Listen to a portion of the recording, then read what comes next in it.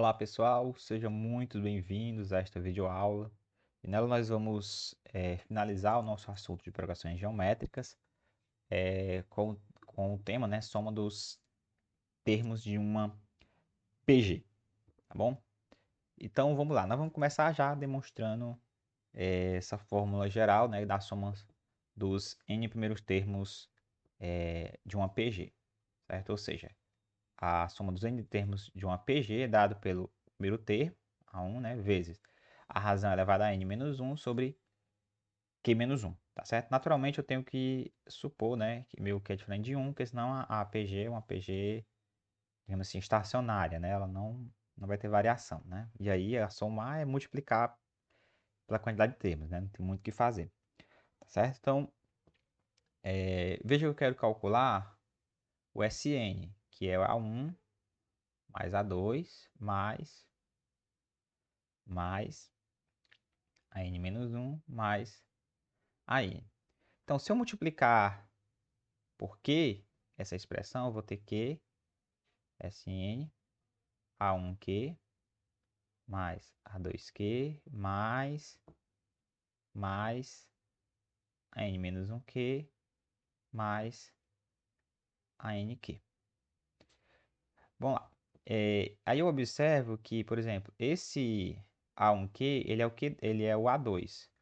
O A2Q é o A3, né? E assim, o a n menos 1Q é o AN, né?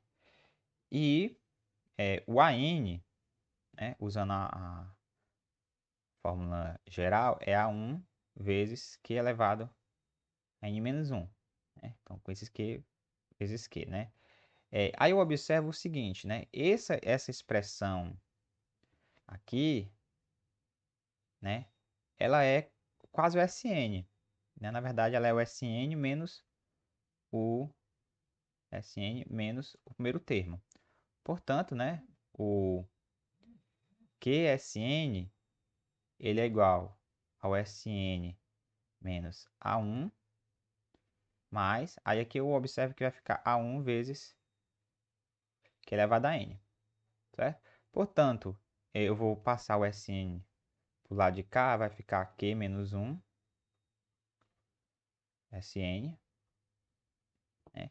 Colocando aqui o A1 em evidência, vai ficar Qn menos 1, né? Implicando então que o Sn de fato é o que nós propomos ali na fórmula, né? Q menos 1 sobre Q menos 1. E aqui a gente encerra, né, a demonstração. Veja que é bem simples, né, a demonstração, não tem nada de sofisticado, tá certo? Agora, o que é que nós temos o seguinte, né? Particular, quando o Q igual a 1, né, voltando aqui para a fórmula, o Q igual a 1, quando eu elevo uma potência de um número menor que 1, ele vai ficando cada vez menor, né?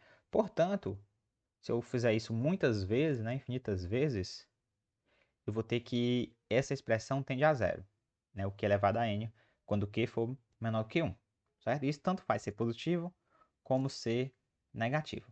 Daí, para PG de razão Q menos 1, eu posso somar todos os seus termos, e não somente até o n, certo? E aí eu chamo essa soma de S, né? Então, quando eu aplico o limite de somar todos os termos, né, vai ficar o Q elevado a n vai dar zero, vai ficar menos 1, o numerador, né? Q menos 1, então eu só faço inverter aqui o, o denominador, então fica A1 sobre 1 menos Q. Pronto, então nós temos aqui um exemplo, né, muito interessante que o livro traz.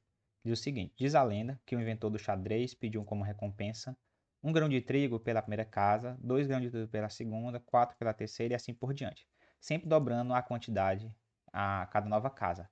A pergunta é, quantos grãos ele pediu, né? Então, de fato, como o xadrez tem 64 casas, então o que ele está pedindo é essa soma. 1 mais 2 mais 3 mais quanto, né? Ó, observe que o 1 é o primeiro elemento, né? O 2, o segundo, e esse aqui, desculpa, aqui é 4, né? O terceiro e assim sucessivamente. Ou seja, ele pediu até 2 elevado a 63, certo? Então, essa soma aqui é a soma de uma PG de razão 2, né? Com o termo A1 igual a 1. Então, usando a fórmula da soma dos n primeiros termos de uma PG. Isso aqui dá 2 elevado a 64 menos 1 sobre 2 menos 1, né? Que dá 2 elevado a 64 menos 1, certo? Que dá absurdamente, né? Esse valor aqui, 2, 4, 4, 6, 7, 4, 4, 0, 7, 3, 709, 551, 615. Então é um número um pouco grande, né?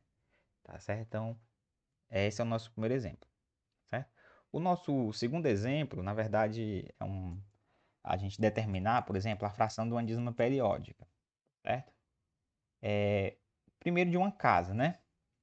Eu observo que essa expressão, né? Ela nada mais é do que o quê?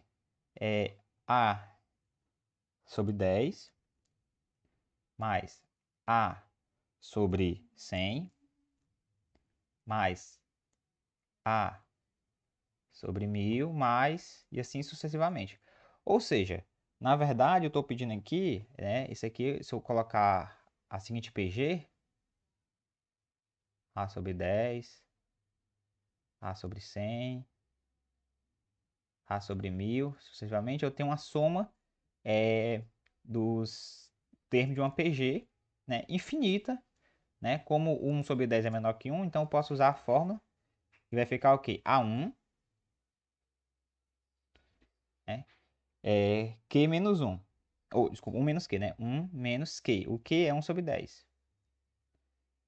Então, isso aqui vai ficar A sobre 10, 9 sobre 10, né? Portanto, dá A sobre 9. Certo? Então, observe que a expressão da dízima periódica, né, é A sobre 9, dessa maneira. Um fato curioso é se o A for 9, né? Porque me diz que essa dízima é igual a 1, né? Mas isso é verdade, né? Certo? Por segundo caso, é muito semelhante, né? Porque eu tenho um AB, AB, AB, e assim sucessivamente. Eu pensando nisso aqui, vai ficar o quê? AB sobre 100, mais AB sobre 10.000 e assim sucessivamente. Ou seja, eu crio uma PG, né, de AB sobre 100, AB 10.000 e assim sucessivamente. Ou seja, quer dizer o quê? Que é A1, a soma, né? A1, 1 menos a razão. A razão agora é 1 sobre 100. Então fica AB sobre 100, 99 sobre 100. Ou seja, fica AB sobre 99. Certo? Então note que você pode fazer isso também com outro tipo de dízimo, né? Certo? Bastando você multiplicar, somar, mas são as bases. Por fim, eu quero trazer o último exemplo, né? Se eu tenho um triângulo equilátero, ABC, que são escritos sucessivamente novos triângulos equiláteros, como mostra a figura. Então, eu tenho aqui um triângulo equilátero, aí eu pego os pontos médios aqui, escrevo um novo ponto equilátero, tem que ser os pontos médios para ser equilátero, né? Os novos triângulos. Então, eu vou calculando essa área aqui, certo? Sabendo que a área do triângulo ABC, certo? Aqui, esqueci de colocar aqui, mas esse aqui é o ABC. Qual é a soma das áreas dos triângulos sombreados? Bom, então, primeiro, a gente nota, né?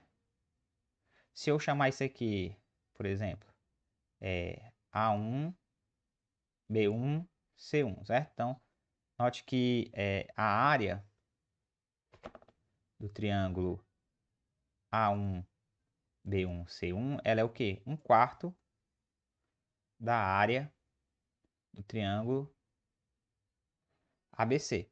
Ou seja, quer dizer que é 1/4 vezes 1, que é 1/4, certo? Se eu agora olhar esse triângulo AB1, AB1C1 é a mesma área do A1B1, certo? E aí, se eu continuar, né, do mesmo modo,